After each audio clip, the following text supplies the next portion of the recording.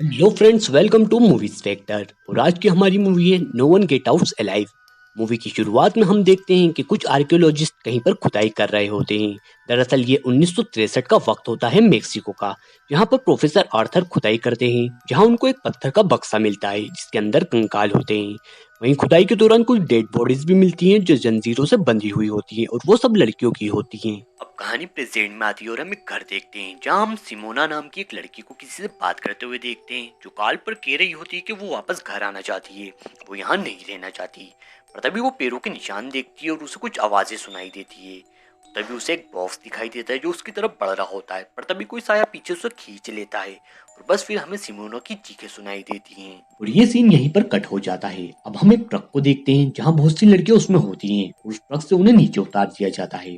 अब एक लड़की जिसका नाम एम्बर होता है, हम उसे देखते हैं जो एक मोटेल में रेंट देते हुए हमें नजर आती है। उस मोटेल का ऑनर उससे कहता है कि तुम्हें यहाँ रहते हुए 2 हफ्ते हो चुके हैं और अगर तुम और यहाँ पर स्टे करना चाहती हो तो तुम्हें अपनी आईडी देनी होगी। दरअसल एम्बर एमिग्रेंट होती है, मतलब अप्रवासी, वो वहाँ की नहीं होती है। अभी जहाँ वो है उस शहर का नाम क्लीवलैंड है। यहाँ वो एक कपड़ा फैक्ट्री में काम करती है।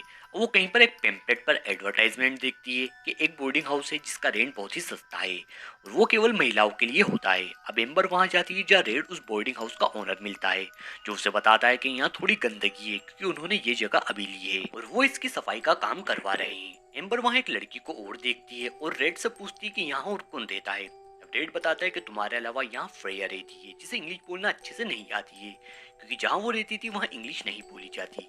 अब रेड एम्बर को कमरा दिखाता है और रूल्स बताते हुए कहता है कि यहाँ 9 बजे से पहले आपको आना होगा और मेहमान यहाँ पर नहीं आ सकते और ना ही किसी पेट को आप पाल सकते हैं।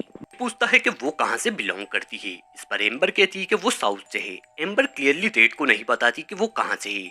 अब रेड एम्बर से 1 महीने का एडवांस मांगता है और कहता है कि अगर कोई हेल्प चाहिए हो तो वो ऊपर के फ्लोर पर रहता है, वो उसे बुला सकती है। और अब वो वहां से चला जाता है।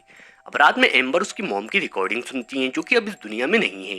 रिकॉर्डिंग में उसकी मॉम उसे हॉस्पिटल आने के लिए थैंक्स कहती हैं और कहती हैं कि वो जानती है कि उसके बहुत से अपने काम होते हैं। पर तभी एम्बर एक जाली देखती है और जब वो वहां पर झांकती है तो फ्रेया उसे दिखाई देती है जो कि रो रही होती है। पर तभी फ्रेया की नजर एम्बर पर पड़ती है और एम्बर पीछे हट जाती है। अब एम्बर अपनी मॉम के फोटोज देख रही होती है और हम देखते हैं कि एम्बर उसकी मॉम के साथ हॉस्पिटल में है और उसकी मॉम उससे कहती है कि आज वो हॉस्पिटल में उसके साथ रुक जाए और कहीं नहीं जाए, और तब एम्बर उन्हें हाँ कहती है। अब अगली सुबह एम्बर अपनी कंपनी जा रही होती है कि तभी वो स्टेयर पर फ्रेया से टकराती है और उसे सॉरी कहती है और ये बताती है कि रेड कह रहा था कि यहाँ बस हम दोनों रहते हैं। इस पर फ्रेया ये कहकर वहां से चली जाती है कि रेड झूठा इंसान है। अब एम्बर ऊपर देखती है जहाँ और लड़कियां उसे ऊपर के फ्लोर पर दिखाई देती हैं। अब कंपनी में एम्बर के बॉस उसे देखते हैं और उससे कहते हैं कि वो सही से काम नहीं कर रही है और बहुत स्लो काम कर रही है। तब एम्बर माफी मांगते हुए कहती है कि आगे से ऐसा नहीं होगा। नेक्स्ट सीन में हम एम्बर को उसकी एक कलीग किंसी के साथ देखते हैं जो एम्बर की आईडी बनवाने में उसकी हेल्प कर रही है। वो एम्बर को बताती है कि जिस एजेंट से वो आईडी बनवा रहे हैं वो आईडी बनाने के $3000 ले रहा है। इस पर एम्बर कहती है कि पहले तो उसने $1000 कहे थे। तब वो कहती है कि अगर बर्थ प्लेस ओहियो से है तो आईडी 1000 की ही बनेगी, लेकिन एम्बर को आईडी टेक्सास की बनवाना है। लेकिन एम्बर कहती है कि वो ऐसा नहीं कर सकती और बताती है कि जब वह मेक्सिको में थी उसने अपने माँ के चचेरे भाई बेटो से संपर्क किया और नौकरी मांगी, लेकिन बेटो ने उसकी मदद करने से इनकार कर दिया क्योंकि वह अमेरिकी नागरिक थी। एम्बर ने बेटो से झूठ बोला कि वह टेक्सास में पैदा हुई थी और बेटो ने इस पर विश्वास किया क्योंकि एम्बर की माँ टेक्सास में रहती थी। अब एम्बर बेटो की फैमिली से मिलने जाती है। वो आज तक एम्बर से नहीं मिले थे। अब एम्बर उसे जॉब के लिए रिक्वेस्ट करती है और बेटो कहता है कि उसने उसकी जॉब के लिए सिफारिश की है, लेकिन वहाँ भी उन्होंने आईडी की डिमांड करी है। एम्बर उन्हें आईडी देने का वादा करती है। तब बेटो की वाइफ उसे एम्बर को एक कोड देती है क्योंकि वहाँ पर सर्दी बहुत होती है। अब एम्बर अपने बोर्डिंग हाउस आती है जहाँ वो एक डोर देखती है जिसमें से उसे आवाजें आ रही होती है। वहाँ देखती है तो वो लॉक होता है और एम्बर वहाँ नाखून के निशान भी देखती है। पर तभी रेड वहाँ पर आ जाता है और कहता है कि बेसमेंट प्राइवेट है। यहाँ एम्बर रेड से उसका एडवांस पेमेंट वापस करने को कहती है क्योंकि उसे आईडी बनवाने के लिए उन पैसों की जरूरत होती है। वो रेड से कहती है कि वो आज और कल के पैसे उसे दे सकती है, पर रेड कहता है कि वो पैसे उसने रिपेयरिंग में खर्च कर दिए हैं। अब एम्बर फ्रेया का हाल पूछने उसके कमरे में जाती है, पर वहाँ फ्रेया नहीं होती और फिर एम्बर भी वहाँ से चली जाती है। पर एम्बर के जाने के बाद ही हम उस रूम में वही साया देखते हैं जिसने शुरू में सिमोना पर हमला किया था। अब रात में एम्बर को सपना आता है कि वो उसकी मॉम के साथ हॉस्पिटल में है और तभी उसकी मॉम की नज़र वहाँ रखे एक बॉक्स पर जाती है और वो एम्बर से पूछती है कि कोने में वो बॉक्स कैसा है। जब एम्बर उसे देखती है तो उसमें से दो हाथ बाहर आते हैं और एम्बर अचानक जाग जाती है। अब एम्बर कंपनी उसके बॉस से एडवांस सैलरी मांगने जाती है। इस पर उसका बॉस नाराज होते हुए कहता है कि पहले तो तुम काम सही से नहीं कर रही हो, और फिर वो एम्बर को पैकिंग के काम में लगा देता है। अब बॉक्स पैक करते समय एम्बर के कंधों पर कोई हाथ रखता है और जब एम्बर चौंक कर पीछे देखती है तो वहां पर कोई नहीं होता। नेक्स्ट सीन में हम एम्बर और उसके कलीग सिंकी को देखते हैं, जहाँ सिंकी कहती है कि एम्बर को बचे हुए आईडी के पैसे दे देगी और उसकी मदद कर देगी, और जब उसे नौकरी मिले तो वो उसे पैसे लौटा सकती है। तब एम्बर उसे अपनी पूरी सेविंग्स दे देती है और जल्दी से जल्दी उसे आईडी बनवाने को कहती है। बोर्डिंग हाउस लौटते समय रास्ते की सभी स्ट्रीट लाइट्स ऑफ हो जाती हैं और एम्बर को ऐसा लगता है कि कोई उसका पीछा कर रहा है, लेकिन देखने पर उसे कोई नहीं दिखता और वो वहां से चली जाती है। पर तभी उस स्ट्रीट लाइट के नीचे हम एक औरत को खड़ा हुआ देखते हैं। अब जब एम्बर बोर्डिंग हाउस आती है तो बेसमेंट के डोर पर उसे एक शख्स दिखता है जो डोर से अपना सर टकरा रहा होता है और फिर वो अपने कमरे में आ जाती है। अब एम्बर को महसूस होता है कि कोई उसके डोर पर भी खड़ा हुआ है। अब जब एम्बर बाहर जाती है तो किचन में उसे दो लड़कियां मारिया और पेट्रा मिलती हैं जो उसे ड्रिंक ऑफर करती हैं। तभी वहां पर रेड आ जाता है और मारिया और पेट्रा को ऊपर जाने को कहता है। यहाँ एम्बर रेड से पूछती है कि उसने यहाँ पर एक और आदमी को भी देखा है। तब वो बताता है कि वो उसका भाई बेकार है और थोड़ा दिमाग से मेंटल है। अब रात में एम्बर एक रूम का डोर ओपन देखती है जो दरअसल रेड और बेकर का होता है। वहाँ वो अजीब और डरावनी चीजें देखती है जैसे स्कल, और तब वो एक रिकॉर्डिंग वहाँ पर सुनती है जिसमें वो किसी को ये कहते हुए सुनती है कि तुम उस बूढ़े बच्चे और लड़कियों को उसे सौंप दो, बदले में वो तुम्हें आशीर्वाद देंगे और उनकी बलि देंगे। अब ये सुनकर वो डर जाती है और तभी वहाँ वो एक तस्वीर देखती है जो रेड और बेकर के माता पिता की होती है, और वो उसमें वो बॉक्स देखती है जो उसने सपने में देखा था। पर तभी किसी की आहट पर वो तस्वीर एम्बर के हाथों से गिर जाती है और वो वहां से चली जाती है। उसके जाने के बाद वही साया हम वहां पर देखते हैं। अब अगले दिन एम्बर किन्सी को कॉल करती है लेकिन उसका फोन बंद आता है। अब एम्बर ये समझ जाती है कि किन्सी उसके पैसे लेकर भाग गई है। वो फैक्ट्री में उसके बॉस से किन्सी के बारे में पूछती है जहाँ वो बताता है कि उसने जॉब छोड़ दी है।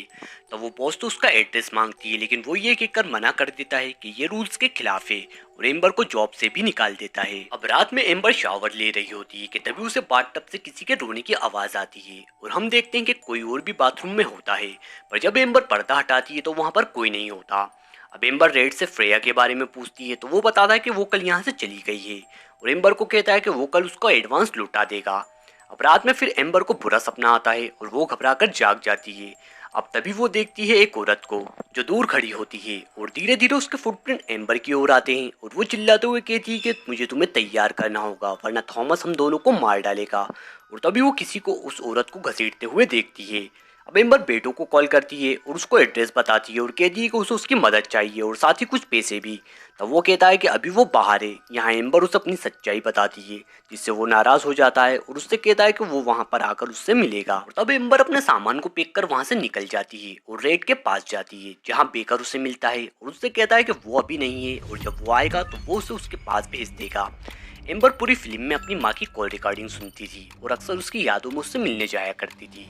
शायद वो दफन यादें विदेश में उसके लिए एकमात्र आराम बन गई थी। अब रेड एक रेस्टोरेंट में एम्बर को मिलने आता है और उसके पैसे वापस करने का वादा करता है, लेकिन उसके पास इतना पैसा नहीं था, इसलिए वो एम्बर को उसके पैसे लेने के लिए उसके साथ स्कोफील्ड हाइट्स आने को कहता है। पैसे की जरूरत के चलते एम्बर उसके साथ जाने को एग्री हो जाती है, लेकिन जैसे ही वो बोर्डिंग हाउस में आती है तब रेड और उसका पागल भाई बेकर एम्बर को उसके कमरे में बंद कर देते हैं। दरअसल रेड और बेकर को अपने माता पिता आर्थर और मेरीवील से स्कोफील्ड हाइट्स विरासत में मिली थी। मूवी के ओपनिंग सीक्वेंस में हमने कुछ आर्कियोलॉजिस्ट को देखा था। दरअसल आर्थर वो आर्कियोलॉजिस्ट थे जिन्हें 1963 में मेक्सिको में अपनी खुदाई के दौरान एक पत्थर का बक्सा मिला था। रेड के अनुसार उनके पिता पत्थर के बक्से को स्कोफील्ड हाइट्स में लाए थे और उसके बाद उसके अंदर बंद राक्षस ने उनको अपने वश में कर लिया था। कुछ पुरानी संस्कृतियों में मानव बलि पर आत्माओं की शक्तियां बढ़ती थीं, जिससे कुछ सन की लोग शक्ति और ताकत के लालच में लोगों की बलि देते थे ताकि उन्हें आत्माओं का आशीर्वाद मिल सके। एम्बर ने भी आर्थर के कमरे में कुछ किताबें और वो बॉक्स देखा था। रेड एम्बर को समझाता है कि वे और बेकर बेक की मानसिक बीमारी के कारण घर से दूर रहे और जब वो मेडिकल बिल का खर्चा नहीं दे सके तो वो घर चले आए। जब भाई स्कोफील्ड हाइट्स लौटे तो उन्हें पता चला कि आर्थर महिलाओं को घर ले आए हैं और उन्हें देवताओं को बलिदान दे रहे हैं। उनकी पत्नी मेरी ने उनकी मदद की, लेकिन बाद में आर्थर ने उनकी भी बलि दे दी। रेड बताता है कि ये सब रोकने के लिए उसने उसके माता पिता को मार दिया। वे यहाँ से जाना चाहता था, लेकिन बेकर ने कहा कि वो ये घर को ठीक कर देगा। पर वो भी उस बॉक्स के साथ समय बिताने लगा और उसने देखा कि बेकर की मानसिक स्थिति ठीक हो रही है और उसके बाद वो अप्रवासी महिलाओं को यहाँ ले आते थे ताकि कोई उनकी जानकारी नहीं निकाल सके। मारिया, पेट्रा, फ्रेया सब अप्रवासी थे, इसलिए सबको इन्होंने फंसाया था। अब बेटो एम्बर को ढूंढता वो वहां आता है जहां रेड उसे कहता है कि यहाँ एम्बर नाम की कोई लड़की नहीं रहती। तब वो एम्बर का कोट वहां देख लेता है और एम्बर ही ऊपर से बेटो को आवाज लगाती है। ये देखने पर बेटो अंदर आता है जहां बेकर उसकी हत्या कर देता है। अब बेकर एम्बर को तेकाने में ले आता है जहां वो पहले ही मारिया की बलि दे चुका होता है। अब हम उस राक्षस को बॉक्स से निकलता हुआ देखते हैं जो कि बेहद डरावना होता है। अब एम्बर अपने सपने में होती है जहां वो अपनी माँ के साथ बिताए आखिरी टाइम में होती है। दरअसल बुरी आत्माएं हमारी मानसिक और भावनात्मक कमजोरियों को अपना शिकार बनाती हैं और हमें उसमें ट्रैप कर लेती हैं। अब एम्बर की माँ उसे उसके साथ रुकने को कहती हैं जहां वो मना कर देती है और अपनी माँ को पलटवार करते हुए उसका गला घोट देती हैं। एम्बर ने सपने में अपनी माँ को मार डाला और इस तरह वो प्रेजेंट में उस राक्षस से बच गई, क्योंकि अगर सपने में एम्बर की माँ उसे मार देती तो वो राक्षस प्रेजेंट में उसे मार देता और अब वो राक्षस वापस बॉक्स में चला जाता है।